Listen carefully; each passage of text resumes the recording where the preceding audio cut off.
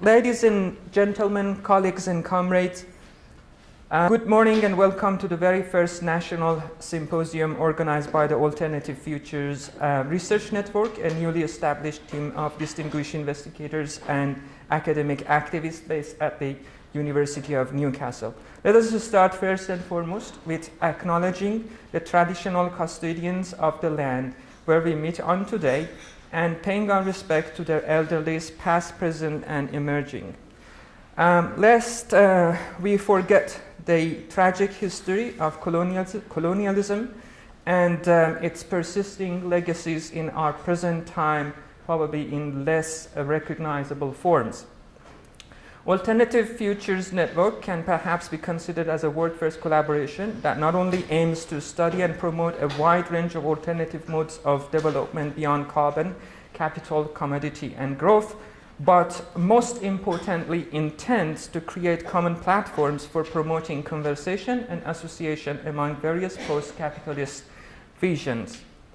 We live in an historical era of multiple global crises, social upheavals, and political flux, where the major forces of globalist capitalism, particularly the neoliberal political legitimacy, have been exhausted.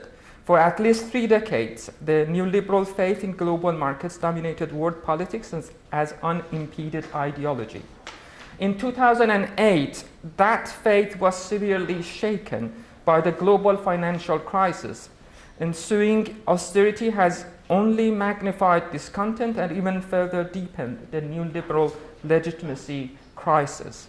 But this is not just a demise in the credibility of neoclassical economics. Rather, the multitude of interrelated global or local crises we face today poses a greater challenge to the foundations of dominant Eurocentric mode of knowledge production and the capitalist mode of modernity. However, the remarkable capacity of capital to survive and regenerate its hegemonic social order through and beyond its self-induced shocks and disasters can be only partly explained in terms of its evolutionary dynamism, such as externalization of instabilities by socializing and ecologizing risks.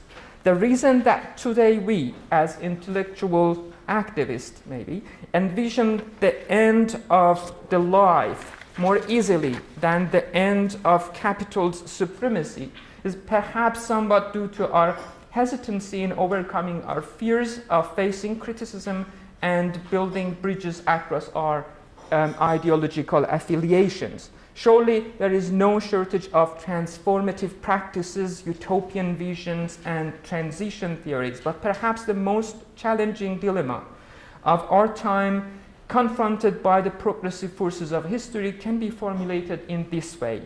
Any expectation that out of the marketplace of aimless interactions between countless various forms of post-capital alterity in somehow magically will rise a new paradigm that eventually ends capitalism before it ends life, ironically resembles the very core neoliberal myth of invisible hands and trickle-down fairy tale. History has shown us over and over again, and more recently in our own troubled time, that desperate, distressed, and disadvantaged populations tend to favor their immediate existential needs over their longings for higher values like liberty, equality, sustainability, multiculturalism, diversity, and fraternity, when their socio-ecological existence or status is threatened, or even maybe sometimes wrongly perceived to be threatened. This seems to be well understood by the power-thirsty demagogues of all stands, who seem to be more capable of orchestrating political actions out of the masses' fears and resentment. But such a sad historical reality seems to be underplayed by the progressive left, whose energy is mostly maybe wasted in their endless, amplified disputes over the best ways of realizing their higher values and sophisticated dreams.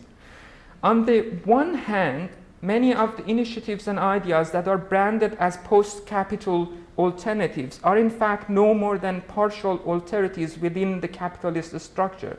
rather than full-fledged systemic substitutes.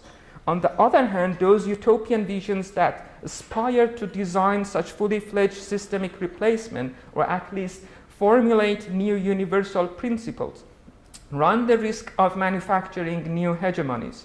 Hegemony leaves no room for genuine creativity and autonomous agency, whether it is grounded on capital or any alternative source of power or legitimacy, as the history of last century clearly showed us. There are myriads of possibilities for reform and transform. Diversity is surely an advantage, but also paradoxically a drawback in the age of rising totalizing ideologies. The prime task should perhaps then be to make efforts to integrate our divergent ingenuities and to restructure the plethora of competing progressive voices around their shared principles and common values. As Emily Cavano, a solidarity economist, reminds us, there are perhaps some insight that we can gain from nature on how to thrive out of a state of uncertainty, like when a caterpillar goes through a dilemmas of metamorphosis and comes out as a butterfly. Being so different from their original structures, the newly formed imaginal cells of an emerging butterfly within a cocoon are attacked as alien entities by the residual immune system of the fading caterpillar. The surviving new cells, however, find and recognize each other as part of an integrative project and then start to form clusters that finally grow into a whole new organism. Numerous post-capital practices and ideas are growing across the board, but mostly in isolation from one another. The bonds, however, between these initiatives in social life, unlike the natural metamorphosis, are not going to grow naturally unless integrative plans are intentionally designed and implemented through experimentation. This year's symposium, as its theme suggests, aims to start the ball rolling in that direction. That is, to help our communities of change learn from one another and reach out to each other to facilitate an urgent transition out of an old, dysfunctional and dying order.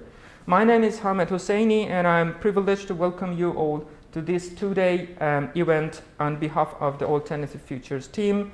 This event is funded by the UN Faculty of Education and Arts and kindly supported and hosted by UTS Climate Justice Research Center, and has received support from a great number of people, including but not limited to our awesome presenters, plenary chairs, and of course all the participants who are willing to share their ideas through discussions.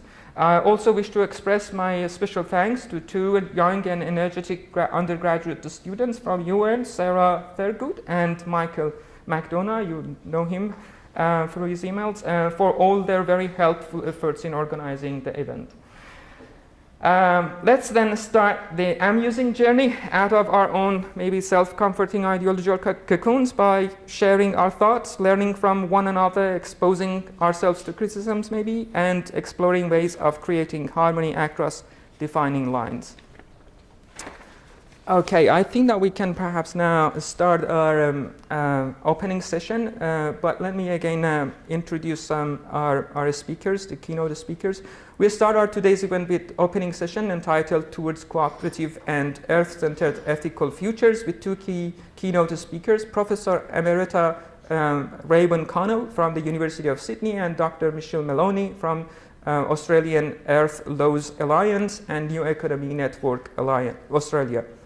Raven needs no introduction, but just for the sake of formality again, has gained her international reputation for her original contributions to the field of critical and transformative sociology, as her profile reads on the Conversation website.